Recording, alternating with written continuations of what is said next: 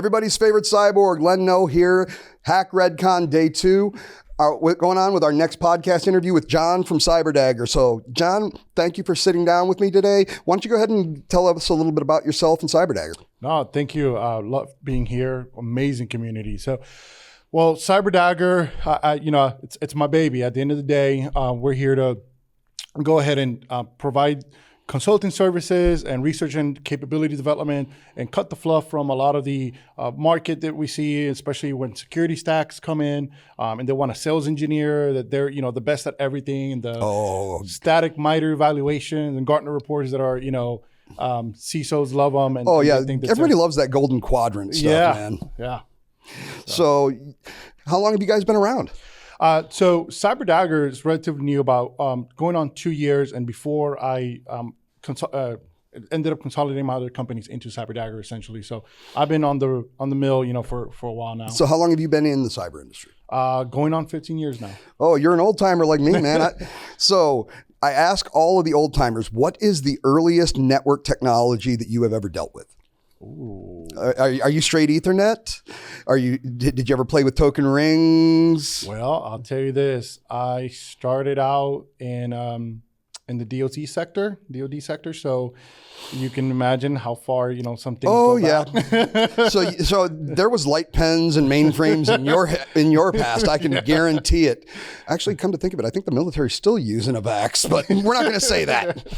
So awesome, man. So how has the industry responded to you guys coming in? I know as startups, especially in cyber, it can be very, very difficult. So funny for me, I would say if it was anyone else, you're getting punched in the face. But I used to work on F-16s and AC-130s, 130 degree outside in the weather, and for me, I love the adversity, right? So you're like me. You want that challenge. Yeah. If you don't challenge me, first of all, if I'm not being provocative in terms of ideas and challenging, I'm not doing my job. So at the end of the day, let's go. I love it. So where do you see your difference in the industry with Cyber Dagger? Because, let's be honest, this is a security con, and you can throw a rock and hit a security provider or a consulting business. Yeah. What makes you guys stand out, and what makes you different and special? Yeah. And the market, frankly, is just so saturated, right? At the end of the day, everybody seems to be popping up a startup here and there. For me, my core has been, how do I put this? Just cutting all the bullshit straight up through the EDR markets, the vendors, helping low income veterans.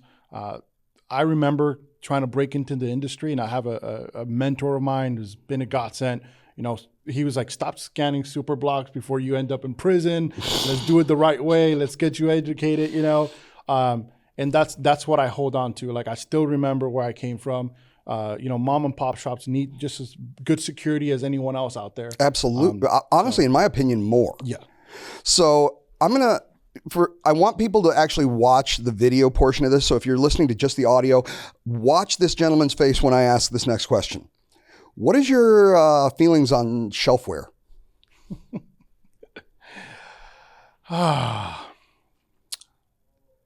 Well, if I had feelings left, but well, no, you keep telling me, what differentiates you. And I did ask you this question specifically. If your job is to actually help people and remove the fluff, how do you feel about selling somebody a product that may not be right for them?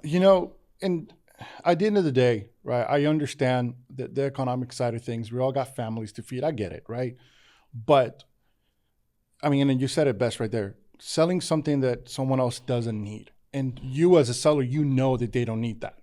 Right? And that happens so often in this industry because we are the ones with the knowledge of how all the pieces fit together. And I think that, frankly, speaks a lot to the lack thereof integrity. Again, I get it, families to feed, but that shouldn't be an excuse to just go ahead and, whether it's a small business, whether it's a Fortune 100 company, whatever the case is, and say, oh, we can, secure X, Y, and Z.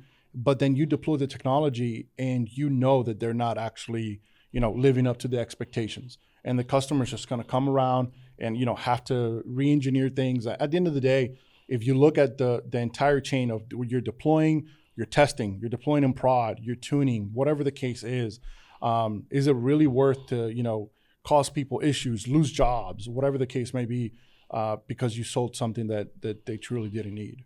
So if I'm understanding exactly what you're saying, and this is my words, I'm not putting them into your mouth, what makes Cyber Dagger different is you guys are actually built a company based off of integrity. Yes. And I would say, and I got to thank the Air Force on that one, right? One of our core values. And thank you for your service, sir.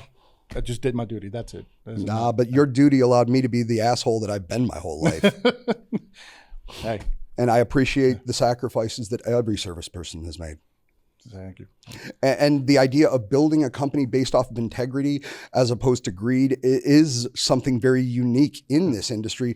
And the hard part about it that is maintaining that integrity, especially in the face of unrealistic expectations from clients. Absolutely. And if you've ever ventured into building pretty much anything, right? You have that two paths. You can go down the greed part. You want to make your big exit. You want to, do your thing. Or you can sit there and can you live with yourself at the end of the night? Look at yourself and be like, I did the best that I could. I helped out. And there's been times that many more than I can count, I will take the hit. And that's okay. But my consultant, my team, they got fed. They're doing their job. My client knows a lot of it, whether small businesses, nonprofits, whatever the case is, it's, you know what, you can't pay, you can't afford it. I got you. That's fine. I can afford that. And I think that if you look at the whole industry, there could be a lot of that still going around.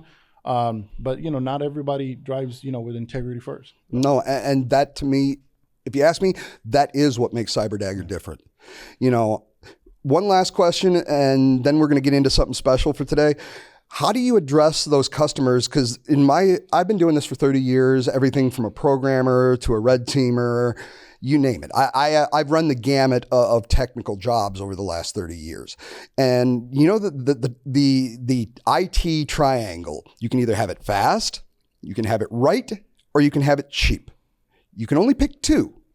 How do you deal with those types of situations with customers who want something, because to me, that is essentially what where your integrity becomes challenged. They want it fast, but they don't want to pay for it. They want it cheap. You can have it right, you can have it fast, or you can have it cheap. You can have any two you want, but you can't have all three. How do you address those types of situations? And this is where, and I think honestly at this part is genetics for me, right? Coming from my background. And one thing that my grandmother used to say a lot is, in translation to English, a little bit wanky, but it's, you can do it, right the first time.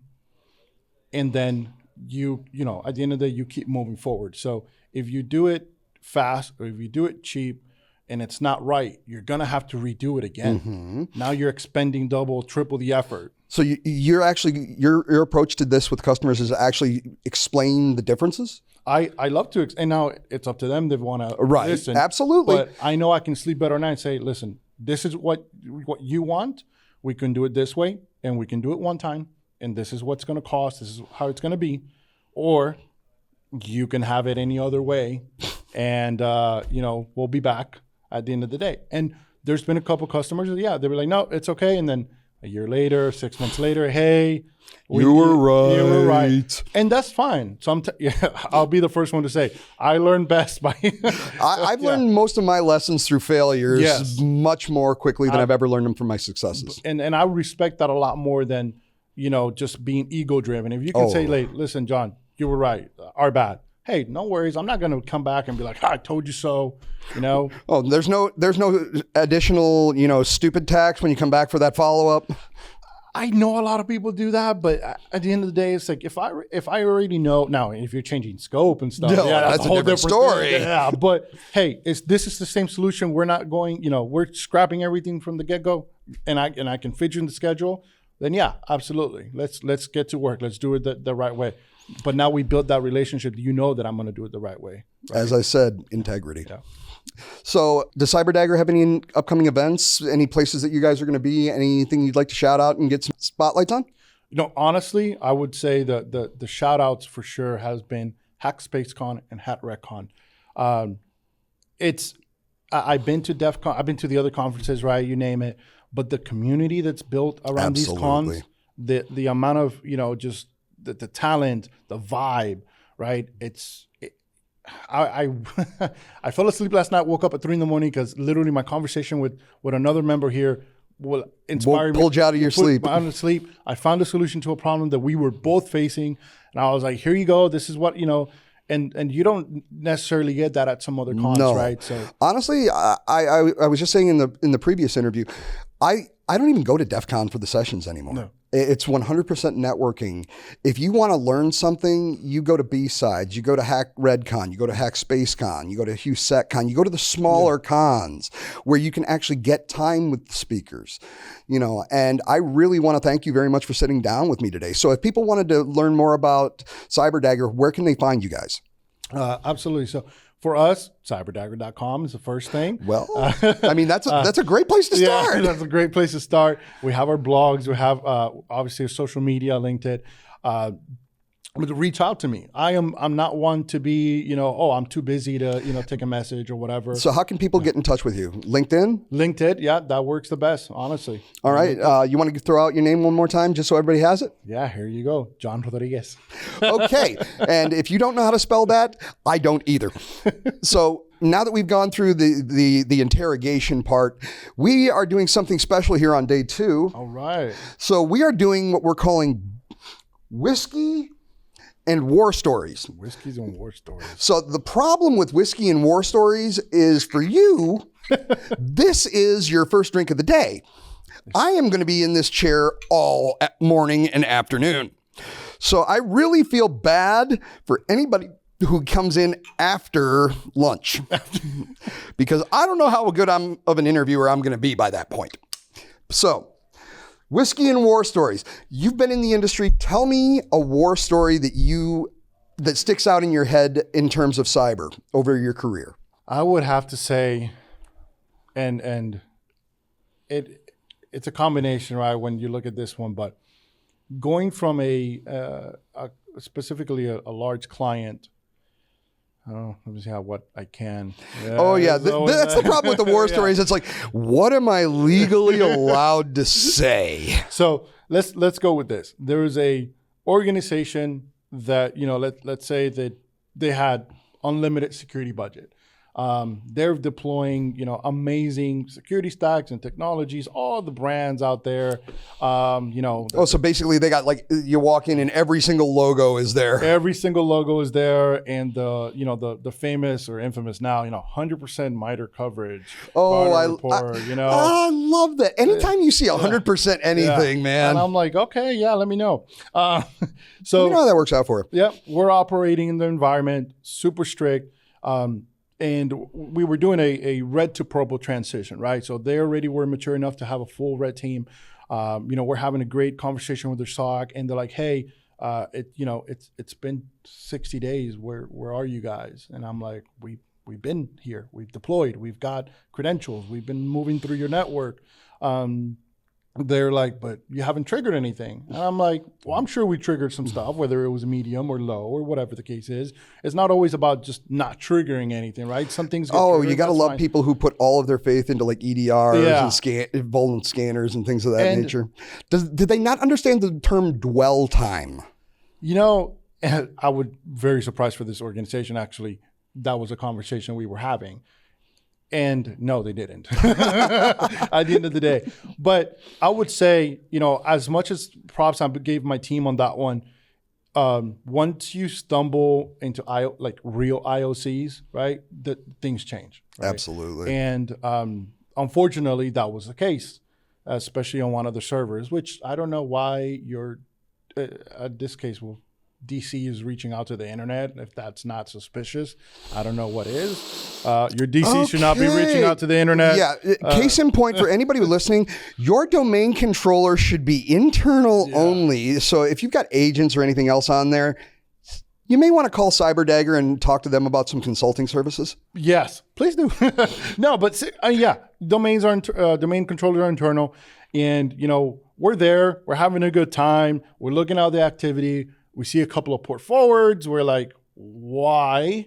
And then turns out it was, no shit. IOC, we're not sure how they did not think to look at that, and that's all right. That's a educational side of the house. But then I pride myself in being able to switch on from, hey, we're doing Adversary X, Y, and Z to this is the worst day of somebody's life. At the end of the day, somebody's job, their well-being. And when you think about it, like we were talking earlier, this could affect multiple families down the road. So the fact that you can go from, and I know from personal experience, if you're down in the trenches and if you're anything like me, when you're down there doing lateral movements and attempting privilege escalations, it's a drug. Yeah. Oh my God, it's a drug. It is a rush. You're in it, right? It's honestly one of the greatest feelings in the world. It's like you feel like you're getting away with committing crimes, and we have a license to do it. Yes. No jail time for it. It was great. Get out of jail free card. Exactly. And I equate it to, and anyone who's ever been in incident response, and I've done plenty of incident response and ransomware, liaison with agencies. Just think about somebody broke into your house and literally stole everything, right? It's probably the most personal thing. That's probably the greatest analogy I've ever heard. I understand not everybody can switch over. Not everybody has incident response capabilities. But at the end of the day, right, we can go down and be like, oh, you didn't detect us, blah, blah, blah. But at the grand scheme of things, something else was going on. And we had a great time. We learned a lot about networking and going through their environment and defeating, 2 or 3 quote unquote EDRs. And I love what you said, don't put all your faith in the EDR game. And I've made plenty of posts about that. I've worked at EDR company before, done the research on the product. And I'll tell you what, sales, it's just another tool in the arsenal. It's just another tool, and at the end of the day, sales engineering is there to engineer the sale. Exactly. Right. So with that, I want to point out one last thing that you said. You forgot to cheers me there, so don't swallow yet. Mm-hmm. Oh, that's good. Yeah. 10-year-old bourbon.